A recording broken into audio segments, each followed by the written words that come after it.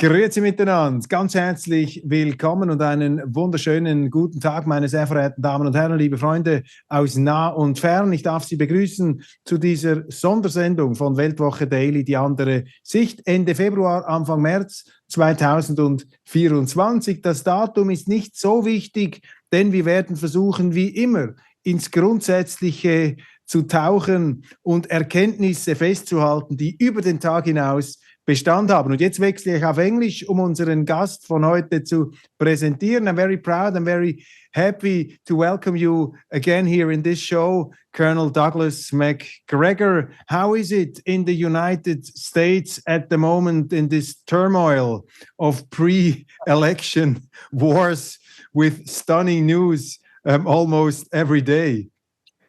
Well, your European audience may not appreciate this, but the focus in the United States of most Americans is almost entirely on the southern border and the massive invasion of 10 million illegals who are being admitted without being vetted, without any sort of security for the American people.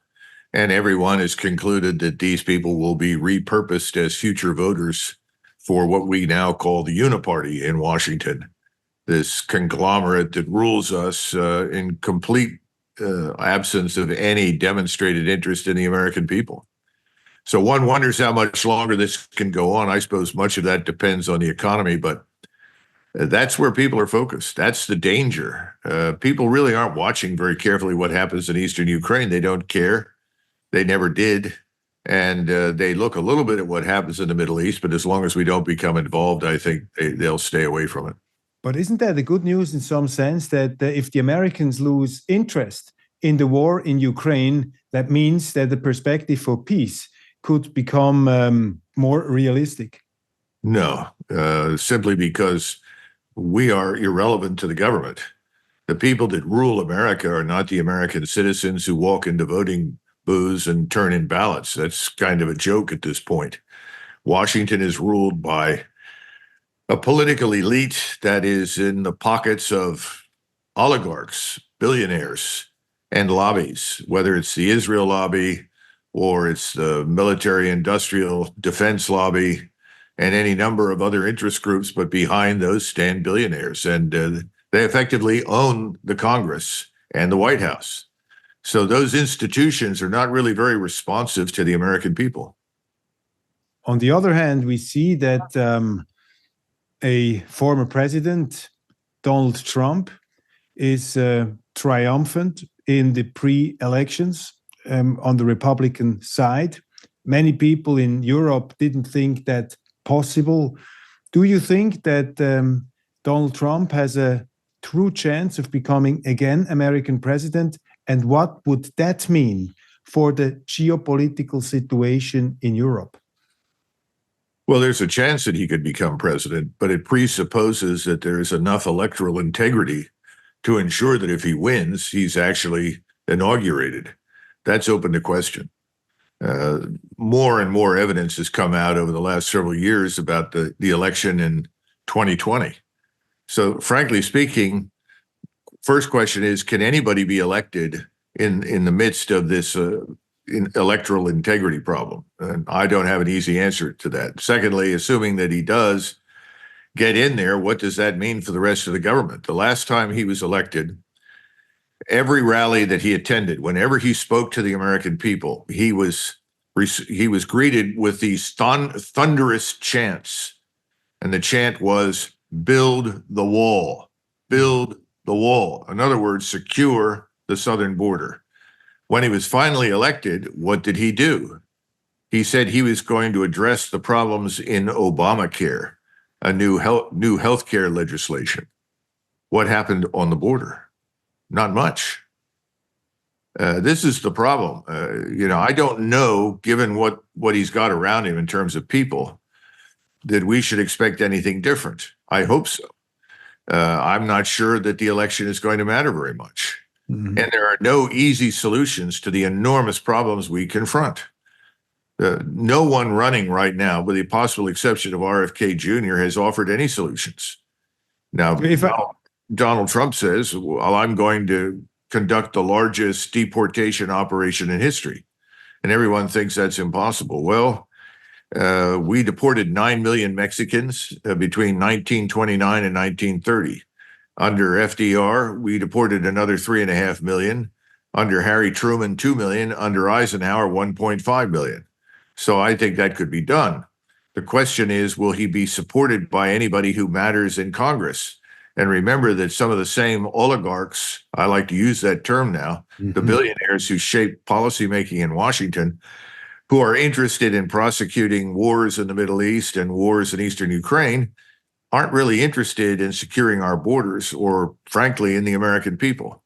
So there's no easy answer.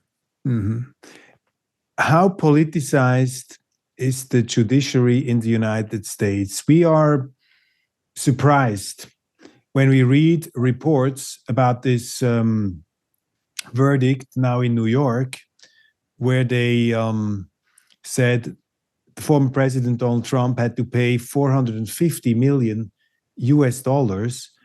because of a fraud case in which the banks are saying, well, we didn't lose 1 cent. I mean, there was a lot of, in some parts, critical reports reporting on that.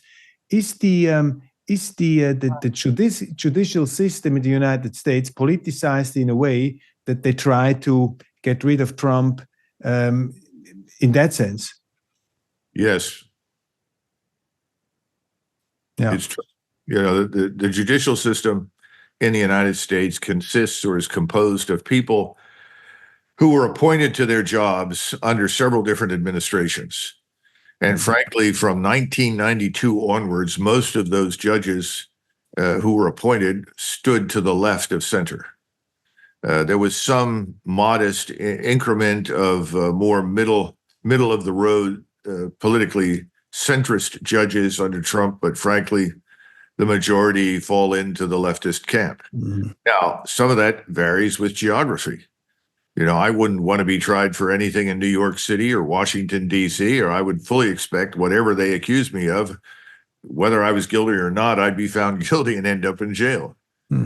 That's how serious the problem is. So, yes, again, everything that we Americans have taken for granted for 200 years has fallen apart. The institutions are facades. Behind them stand almost nothing. And public trust and confidence in these institutions is at an all-time low. What was your impression as a military man, as a high officer of the armed forces of the United States? What was your impression of the interview, Tucker Carlson with President Putin? What's the essence? I think most of us view Tucker Carlson. When I say most of us, I'm talking about Americans in general, not just people in uniform. And when you talk about people in uniform, you always have to distinguish those at lower levels from the people at the top. And the senior ranks of the armed forces have been politicized for years. We can go all the way back to the Vietnam War. And until Kennedy was president, Eisenhower and his predecessors seldom, if ever, appeared in public with anyone in uniform. And when the various chiefs of staff of the Army or the Navy came over to testify in front of the Hill, either the Senate or the House, they wore civilian clothes because it was made very clear, don't wear your uniform and try to intimidate members. Wear civilian clothes and speak to them as American citizens. All of that went away in the 1960s. And since the 1960s, officers have been appointed to very high levels for the purpose of strengthening the political hands of the various administrations that have held power in the White House. In other words, if you stand next to a four-star and say, well, I'm here with General so-and-so, and you see all of these decorations, even though 90% of them are meaningless, the assumption is, oh, he must be right, or he wouldn't have this general with him. The general is backing him up.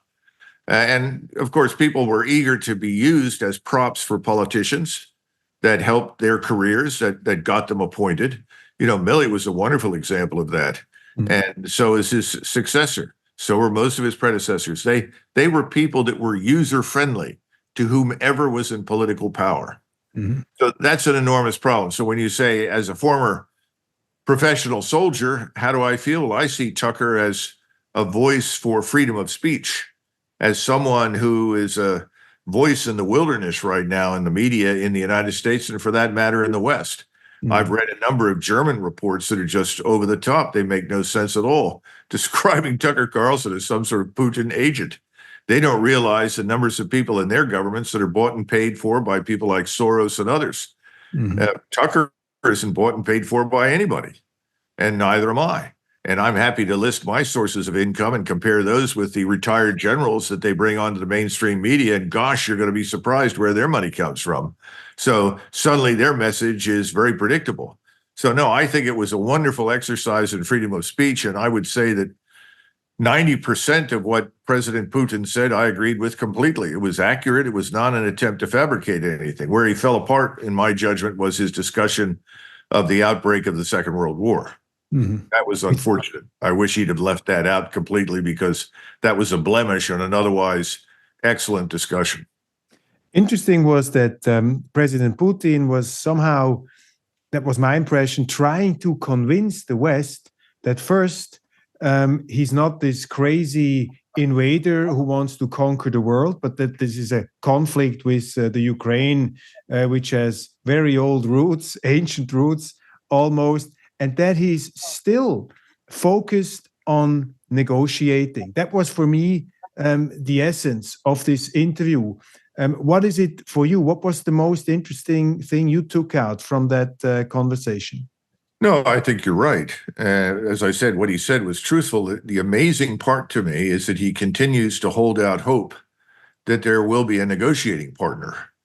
And I would have thought that after his experience in 2022, when Boris Johnson showed up and destroyed the agreement that both sides had reached, it would have been clear to him that he wasn't going to have a negotiating partner. The second part is, I'm surprised that he is still open to doing business with us in any form, because we have lied to him repeatedly for years, and his predecessors. Now, here's something your viewers need to understand. Mr. Putin has always been known as friendly to the West, and he's probably, as a Russian senior leader, an individual who understands more about the West and appreciates it, particularly because of his years in Germany, than almost anyone else in the Russian political elite. And I would be very concerned about what happens at some point when President Putin is no longer in charge, because others around him and many, many others who aspire to be in his place are very hostile to the West in ways that should frighten everyone. So no, I agree with you. I think he did a wonderful job on that score. But of course, it doesn't make any difference what he says, because the media is in the hands of his opponents and frankly, our opponents, the people that are oppressing us, who are keeping the borders open, who are rewarding millions of people for coming to the country, passing out cash, phones, plane tickets, bus tickets, whatever they can get, and dumping them inside our country, much as you experienced after 2015, thanks to Mrs. Merkel and others. This is what faces us. And it's going to, I think it's going to blow up in everyone's face, but it probably won't blow up dramatically until the downturn in the economy really, really hits home. I mean, because we can't afford them. Yeah. What is interesting in the reactions we had in Germany and in Switzerland, a lot of people pushed this interview aside, saying, well, you know, Putin, he can say what he wants. He's this crazy dictator, he's this aggressor, he's this ruthless autocrat. And just 1 week after this interview, we have the incident in this Siberian camp where Alexei Navalny died. I mean, it's very hard to say what the reasons, what the circumstances are. We have heard voices now from the Ukraine. The spy chief Budanov said, "Well, I have to disappoint you. Navalny died of natural circumstances." It's very hard to say, but here in the West, in Europe, in Switzerland, people say, why do you listen to Putin? He's a killer. Look at Navalny. Look what he does to the opposition. What would you counter to these concerned voices who think Putin is this maniac, this killer on the throne in the Kremlin? Well, even a broken clock is right twice a day, and Budanov, too, can occasionally tell the truth. I think he's telling the truth. We shouldn't be surprised by that. He's been through some very tough times. He's been through extensive surgeries. His health hasn't been good. So that's not impossible. I know that he was under consideration for some sort of trade with the West and the United States of key Navalny. personnel. Yes. And it appears, and this is certainly substantiated by, I think, his wife's presence at the Munich Security Conference, he was always seen as the future Zelensky of Russia, as the man who would take over and sell his country out to the West. And I think MI6 and CIA both viewed him in those terms. I can't prove that because I'm not on the inside, but that's what reliable sources tell me. But again, it doesn't make any difference because the media in the West is going to say what it says. The difference between, incidentally, you and us is that we have alternative media. I don't know how much alternative media you've actually got anymore. I mean, the stuff coming to me from Germany is absurd. I mean, the descriptions, completely fatuous nonsense. I don't know what to say. But we do have alternative sources of media, although there's an ongoing effort, obviously, to suppress it. And this is a sort of idea of theory of complicity, that anyone who doesn't conform automatically to the mainstream narrative is dangerous and disruptive, which means he's telling the truth. So I think Tucker told the truth to the extent that he could. I think the interview is a success. It had a big impact here, more so probably here than in Europe. One has to stress the point that I haven't followed all your statements during this war, but when I heard you for the first time, I was always struck by your views and your predictions, which in my eyes seemed true. It came out as you predicted. And you were one of the very few voices, prominent voices, who said from the beginning that the Ukraine is fighting an unwinnable war. And in this fog of propaganda, which is foaming out of the media, I would like to ask you again now, looking at the current situation on the ground in the Ukraine, what are we seeing now? What is happening in the Ukraine at the moment in your eyes? I think the Zelensky regime is falling apart. They're beginning to engage in mutual recrimination. The key people in the structure are attacking each other, blaming each other. The forces in the field, which have been crumbling slowly for many, many months, are now really falling apart very quickly. There is no appetite anywhere in Ukraine to send more men into action. There's great resistance to it. The secret police, the SBU, is rounding people up and shooting people, but it's not enough. At the same time, the population lives in mortal fear of the Zelensky regime. In fact, I spoke with someone who came back quite recently within the last couple of days who told me that the population in Ukraine is far more afraid of the SBU and the Zelensky regime than they are of the Russians. And they all would like this to end. But you're never going to hear that to the mainstream media. But I think that's where it is. Zelensky seems to be very busy trying to close deals, selling off as much of Ukraine as he can to various agricultural conglomerates and BlackRock, headed by Larry Fink and others. I don't think it's going to last much longer. What's amazing to me, again, is that the Russians have exercised so much patience. And at some point, I think their hand will be forced. Putin's hand will be forced. He's going to have to close up the distance to the river to be sure.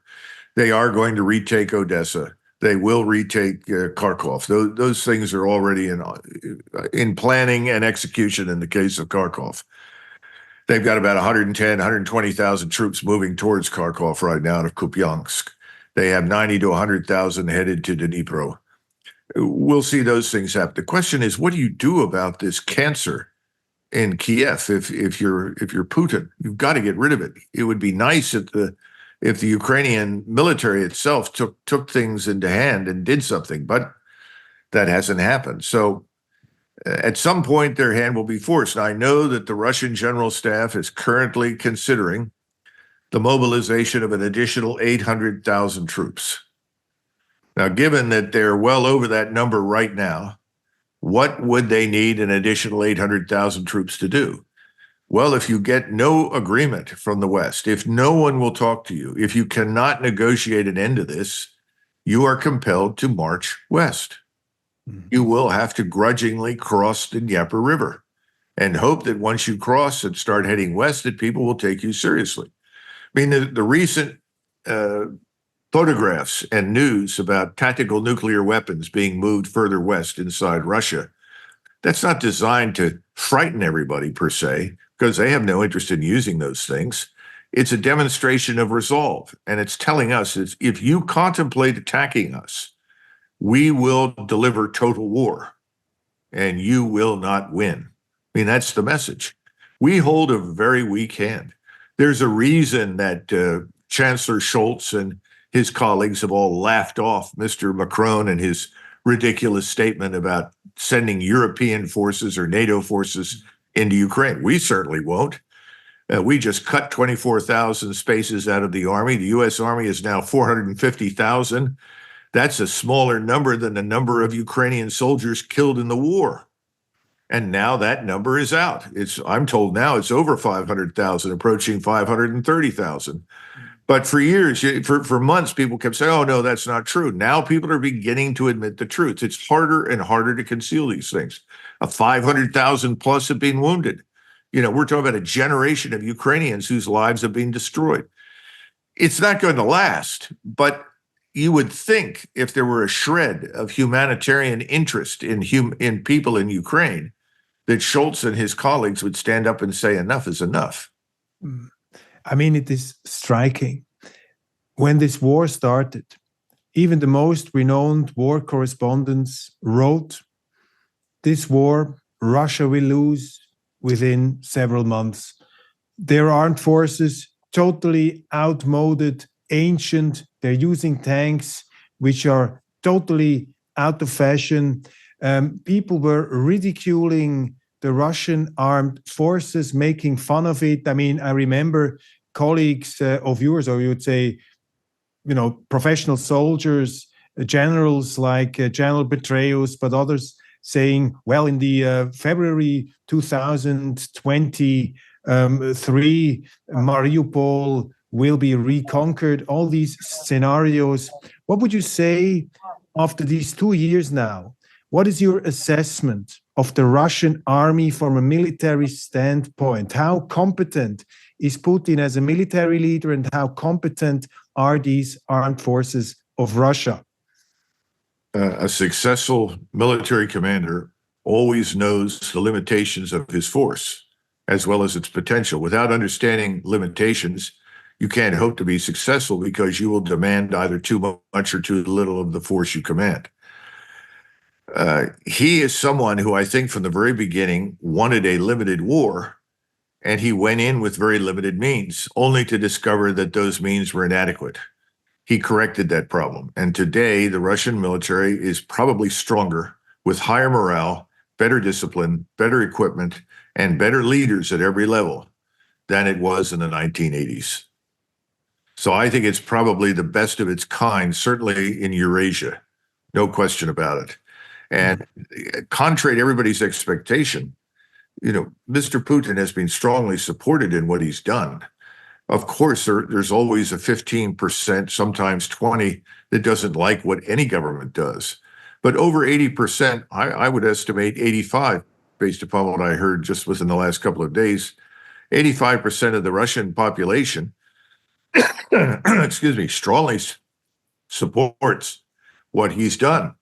And he's been he's very reminiscent. This is going to sound strange to some of your listeners. He reminds me of Field Marshal Montgomery, who commanded the 8th Army in North Africa. Remember, the 8th Army had been beaten to a pulp.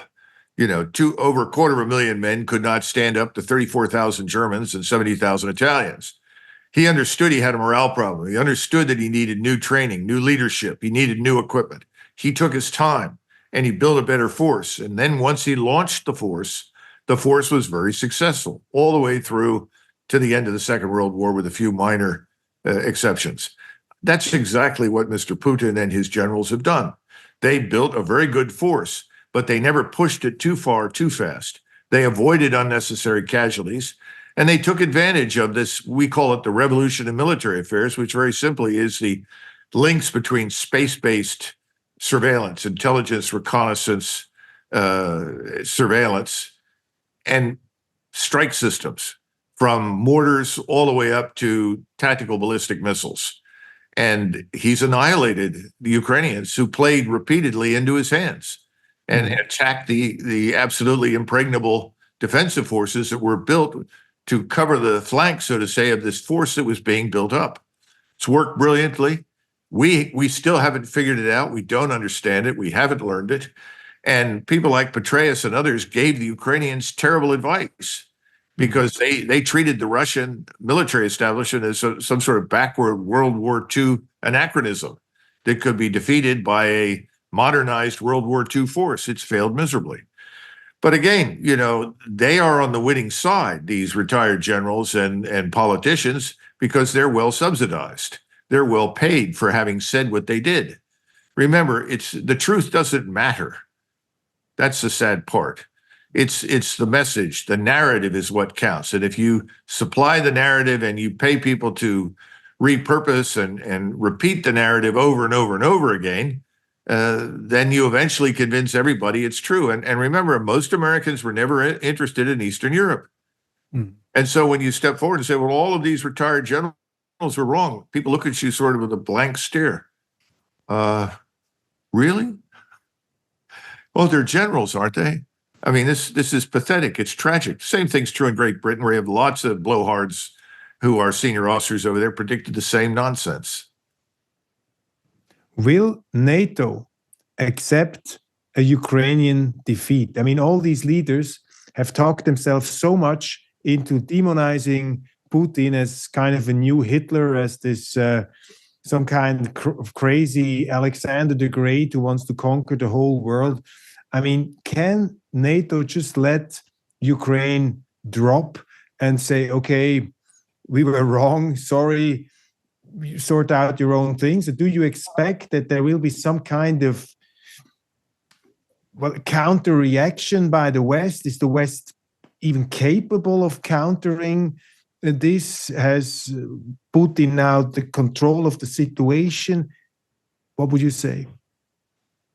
You know, that's a good question. And I'm not sure that I'm in a good position to answer it, frankly. As I said before, I know what Americans are interested in. I know where they're focused. I don't know precisely in Europe what most European populations think. I do know that in Scandinavia, Germany, Austria, the Netherlands, in the Germanic countries, there is still a willingness to march without much question in the direction that the government and the media tell them to move. It's disappointing. So I guess there are two possibilities. One is that we, after the fall elections, get some sort of change in direction, and that change in direction results in an American decision to essentially end our participation in this debacle. I don't expect anyone to stand up and say, you know, we were wrong, we've done enormous damage. It'll be like Vietnam. Suddenly it vanishes from the airwaves. Our forces leave. They just pack it up and go away. It's what I keep trying to tell Europeans. We're a commercial power, but we're primarily an air and naval power. So when things don't go our way, we leave. You know, that's the simple truth. That's one possibility. And then the Europeans say, oh, the Americans have abandoned this. They've left. Maybe it's time for us to do the same. That's one possibility. I don't think NATO will survive, friend. I'd be very surprised if it survives this whole crisis. Eventually, it'll go down. On the other hand, there's another disappointing possibility. And that is you end up you remember this film called Untergang. And at the end of the film, the man who was playing, Bruno Ganz, who was playing Hitler, you know, says, goodbye, I'm going into my office now to shoot myself or something. And you have this women standing out there and say, mein Führer, you know, what about the endgültiger Krieg, endgültiger Sieg? You know, and he looks at them like, what are you, an idiot? I guess, you know, it took a lot of Germans time to figure out that Soviet forces were really on the outskirts of Berlin. They couldn't believe it. And I'd say that our media has done an excellent job of misleading everybody in Europe and to a lesser extent here, because as I say, we do have alternative sources and people aren't really interested in it. And you still have a New York Times, which astonishingly brought out this report last Sunday, where they said there are 12 CIA secret bunkers, more or less at the Russian border, since 10 years. I mean, it's amazing that our newspapers didn't even quote the New York Times. And the New York Times had to say, well, Putin was not so wrong after all when he said that the Americans were really interfering, were really, on our outskirts in Ukraine. I mean, the Putin narrative was somehow confirmed by these reports. I mean, at least even the New York Times brings these kind of reports. This is a silver lining of some kind. Well, what that really indicates, because we've been down this road before, where reports are leaked deliberately from the intelligence committee because the decision has been made to end everything, to basically begin the gradual retreat or withdrawal. We had similar experiences in the last year or so in Afghanistan. Now, we always knew that everything that was being said about Afghanistan was a lie. But again, it wasn't confirmed until near the end when it became clear, well, we're going to get out. And you have similar problems in the Middle East right now. We did that in Vietnam. It was only towards the end that you began to see the truth emerge. So I'm sure that the New York Times probably said, well, what do we lose by publishing this? Because it's probably going to happen anyway. They've leaked it. If we don't publish it, somebody else will. And we want to be able to say that we did tell the truth at some point. Because so you would say this is like a mental preparation for leaving, for giving it all up? I think so. Yeah, I think so. We always end on an optimistic note in these not so optimistic times. And I want to ask you as a final question, I have a theory, an optimistic theory, and I just will present it to you very shortly, and you have to counter it, or probably you find it's somehow corresponding to reality. I think it's a gut feeling. Probably it's wishful thinking. I don't know. I think that the Russian president, who has now the upper hand militarily, he wants to, as he said, demilitarize the Ukraine. He doesn't want NATO in his garden. He wants to create a buffer zone with some kind of militarily non-threatful, whatever kind of rest state of Ukraine.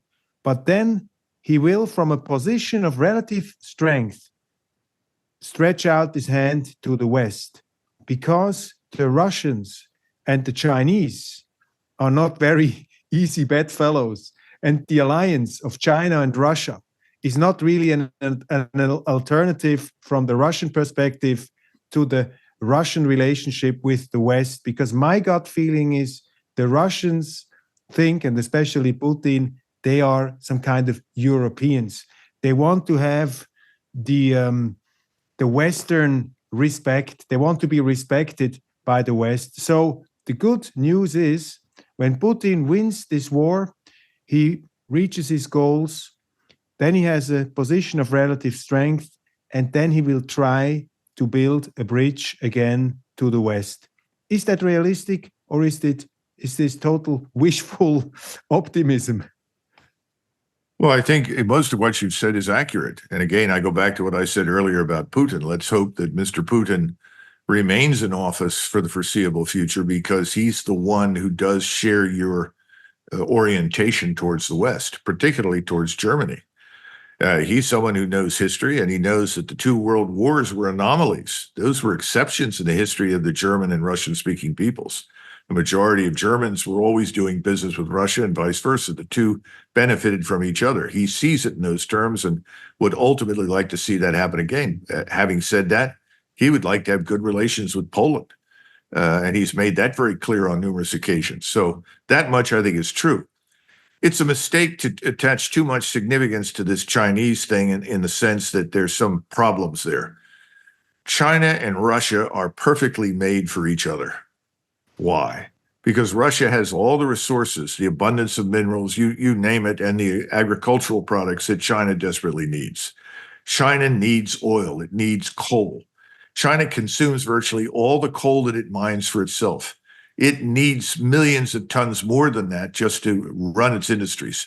It does not have vast natural gas pipelines all over the country, but it can distribute coal via trains and rail and road. There are a lot of things that the two need from each other, but that doesn't mean that there's hostility. Neither is interested in fighting the other. And remember that they both share similar views in terms of who is a future possible opponent. And that possible opponent is right now us, though I think that will diminish in the future because we're losing interest in this nonsense. There's no reason for us to be in Asia with military power. That's all nonsense. The Chinese are not an aggressive military power. So what do the Russians and Chinese share in terms of a view of the future? It's called Japan. Japan is a juggernaut. Japan is unlike any other country in Asia. Japan is a hugely powerful scientific industrial state with excellent armed forces that could overnight defeat anything sent against them. Now, the Japanese don't want a war either. Okay, let's not get confused. But if you're Russian and you're Chinese, you worry about us, but you say, well, the Americans, they may pull out anyway. They're not in Asia, but who's here to stay? Who do we worry about? That's Japan. There are a lot more reasons for the Russians and the Chinese to cooperate than to struggle with each other. So I wouldn't attach too much significance to that. But everything else you've said is true. And I don't think that's a new development in Russian history. And I hope that someone in Berlin wakes up, smells the coffee, and recognizes this is all nonsense. By the way, if you look at what happened with the Nord Stream 2 or Nord Stream 1, back in the 50s and the 60s, the United States went to great lengths to ensure that the EU did not buy natural gas and oil from Russia to the extent that we could. We obstructed it then. We've obstructed it again recently during this Russo-Ukrainian war. Why? Because at the time, it was the Cold War, and we were trying to isolate the Soviet Union, which represented an existential threat to us in the West. It was real. That's not true today. There's no reason for it. The Europeans need to wake up and figure that out.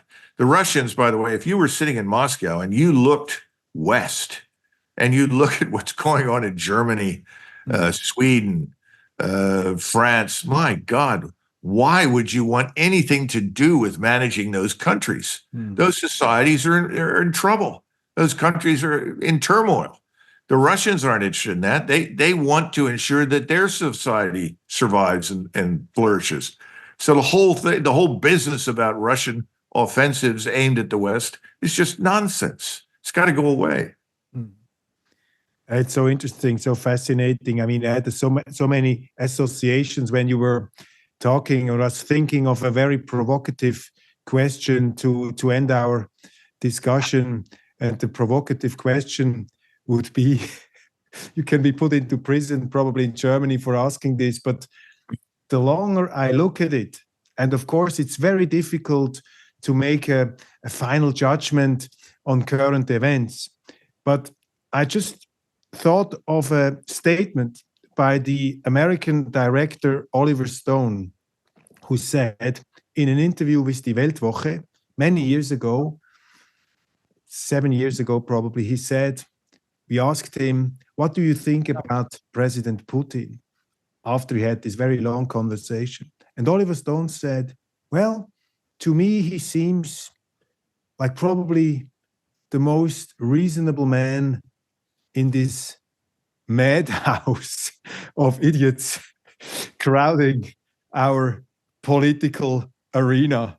Is Oliver Stone so completely wrong with his statement?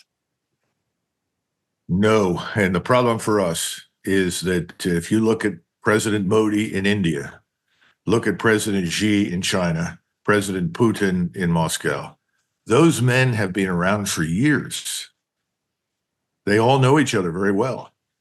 How many people do we have in power today who have any real experience of wielding power for more than a few years? Very, very few. And what kind of a structure did those three men emerge from? Whereas you don't get to the top in India or China or Russia by being stupid. Get there by being extraordinarily intelligent, well-informed, and of course, ruthless, determined, all of those things. What have we got?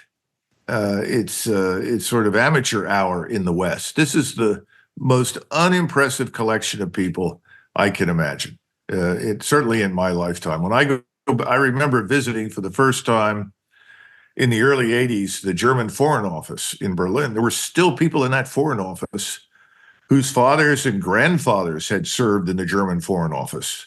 You're talking about people who went back before World War I. These were products in that line. They were highly educated, very thoughtful people. They could quote in great detail GDP figures for every country. They spoke multiple languages brilliantly. They knew everything that was happening around them. And there was none of this hostility or hatred. It was all very objective, very matter-of-fact and fact-based. No emotion. And see, that's the problem. We tend to appeal to emotion over reason all the time, and it seems to win. And perhaps this is one of the unfortunate downsides of Republican government. I don't know. But I think we are at the end of a disappointing era. The West, certainly in terms of leadership, has reached entropy. We have, I think, as you say in German, lots of leere Schüssel. The professionals and the amateurs. To quote one of your favorites, I guess, Johann Wolfgang von Goethe, he said, famous saying, nichts ist schwerer zu ertragen als eine Folge von guten Tagen. Nothing is harder to bear than a series of successful days. And this decadence you are describing so eloquently in the West is somehow the product of the success of the West and of these eternal circles you always see in societies. But isn't Modi, Xi Jinping, Putin, at the end of the day, this kind of blow of reality, the knockout of reality that could wake up the West to remember its own strengths and qualities? I think, yes, I'm still optimistic about Europe. Europe has been dead so many times, fallen so many times. Now we are at a certain low, but these enemies, so to speak, as they say, could be somehow the punch we needed to wake up. You agree? It could be, but interestingly enough, I don't think they're interested in punching us. They are building on the foundation of this thing we call BRICS. Mm-hmm. They're developing a new gold-backed currency. They're getting out from under our financial system. We're going to be left alone. Now, whether or not anybody comes to terms with the reality that our living standards are falling, that our industries are kaput, I don't know. I mean, I would certainly hope so, but there just isn't a whole hell of a lot of leadership on the horizon right now. So it'll have to come from someplace we never expected. I just don't want it to be the kind of leadership that emerged after 1789 in France. Well, Colonel, let's hope that bad times bring out good leaders. Thank you very much for this discussion again. Always fascinating, always enlightening. All the best to you at the United States. Thanks very much.